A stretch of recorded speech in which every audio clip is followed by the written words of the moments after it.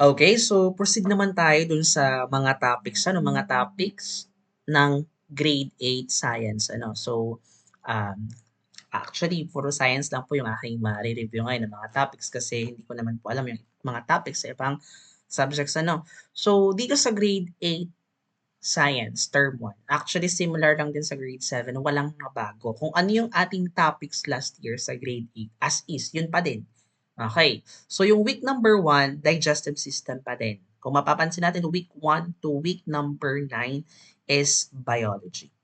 And then week 10 to 11, naging chemistry, which is supposedly last year, quarter 2. Quarter 2, itong week 10 and 11. Naatras lang sila. Kumbaga sila yung napasamang topic sa quarter 2 sa term 1. Okay, last year. Yun pa din naman yung arrangement, yun pa din yung mga competency. Yung mga lesson exemplar natin, pwede pa rin natin gamitin. Pero yung ating mga DLL, hindi na kasi meron na tayong new format ng lesson plan. Ano? So yung week 1 natin, digestive system, yung una nating topics dito or topic. Yung week 2 naman is yung plant transport system. Okay, week 3, heredity or genetics. Ito yung medyo alanganin. Yung parang sabi ko is kasi naturo ko na 'to last year, eh. So, kung week 3 lang po yung ating heredity kasi 2 topics din ito. Ito yung pattern of inheritance tsaka yung predicting genotypes and phenotypes. Yung magkakaroon tayo dito ng Punnett square, dihybrid, and monohybrids. Doon pa lang sa dalawang problem sa solving na yon ng dihybrid and monohybrid is napaka-time consuming na. So, kaya gawan natin ng paraan ito, itong week 3 na 'to na mapagkasya. Okay, or mapaintindi agad natin yung genetics in that span of time, ano. So, week number 4 is taxonomic classification, yun pa din. Ito yung ating i-discuss is yung six kingdoms, kingdom and three domain system. Okay, and then yung sa week 6 is, sa week 5 is yung classification of humans.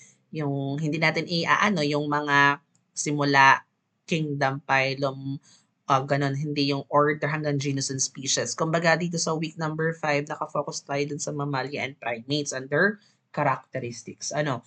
And then week number 6, cycles in nature. Okay, yung ating carbon, oxygen, and water cycles. Okay, and then after ma-discuss natin ito using diagrams, madali lang naman ito, ay di ipasok na natin agad yung connection noon sa photosynthesis. Okay, and then week 8 to 9, i-discuss thoroughly yung cellular respiration. Kasi yung atin namang cycle sa nature sa week number 6, hindi naman agad-agad yan kakain hanggang ng isang linggo. Okay, actually, madali lamang yan using diagrams. Kaya yung sobra doon na days, pwede na nating ipasok. Medyo mahaba kasi yung photosynthesis. Ano, kaya i-insert na natin doon yung photosynthesis. And then, pagdating ng week 7, edi and photosynthesis pa din. Pagdating ng week 8 and 9, yon cellular respiration. And then, sa week number 10 naman, ito yung ating development of atomic theory.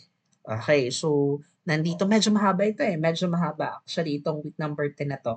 Ito kasi yung first topic sa chemistry, which is supposedly nandito yung mga different experiment, yung ating mga cathode ray experiment, yung mga experiment na about the discovery of neutron, proton, electron, yung kailang mga simulation nanti yan. So, medyo mahaba ito. So, week 11, subatomic particles. Ito ay feeling ko lang, yung subatomic particles medyo maikling topic. Kaya, yung week 10, magagawa natin ng paraan. Kung kinulang tayo, pwede natin gamitin yung ilang days sa week 11 kasi definitely yung subatomic particles, matatouch na natin siya sa week 10. Like for example, discovery of protons. Na-touch na natin. We already know na ipaintindi na natin doon na yung protons is a positive, electrons is a negative, neutrons is a neutral particle. So, naipaintindi na natin doon. Kumbaga, in week 11, magdadagdag na lang tayo ng mga properties, charge, mass, and location nila. Kumbaga, you can do it through games, improvise na kayo. O, 'di ba? Puwede naman natin kasing yung sa lesson exemplar, mag-improvise tayo ng mga activities na aligned pa din dun sa objectives or dun sa ating learning competency para hindi tayo kumbaga nagagahol or ah, what do you call this, kulangin sa oras. Kasi talaga I will be honest talaga or magiging honest ako kasi kung susundin talaga natin in 100% manner yung flow ng lesson exemplar, grabe hindi natin talaga kakayanin. Kasi ang dami 'di ba suggested pero anyway yung sa worksheets naman or sa, learning activity sheets yun lang naman ay suggested activities. It's up to you kung susundin mo yon or hindi, 'di ba? Or maggagawa ka ng ibang activities. So anyway, so sabi ko nga ito yung nasa bound natin, learning competency week 1 to 2, yung organ system, yung digestive, and then the plant transport system. So basically, week 1, digestive, and then week 2 is the plant transport system. Ayan, week 3 naman, heredity. Okay, ito yung sa genetics nga, represent patterns of inheritance. Hindi ko alam kung paano ko ito pagkakasyahin in 1 week itong topics na to. Pero anyway, kakayanin natin to. Lalaban tayo. Ano? Week 4 and 5. Okay, so sa week 4, syempre yung 6 kingdoms and then the 3 domain. Ano? And then week number 5 is yung explain why humans are classified under class Mammalia and order primates.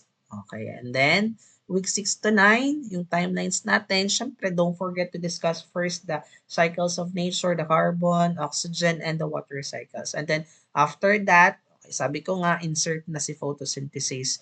Okay, sunod na natin sa cellular respiration. And then week 10, science of materials or chemistry, atomic model. Ano, so the development or timeline naman yung timeline for the historical background of the development of the current atomic model. Okay, so sina Dalton lang naman yan. Ano, so anyway, madali to. So medyo mahaba siya pero okay, insert na natin yung iba sa week 11.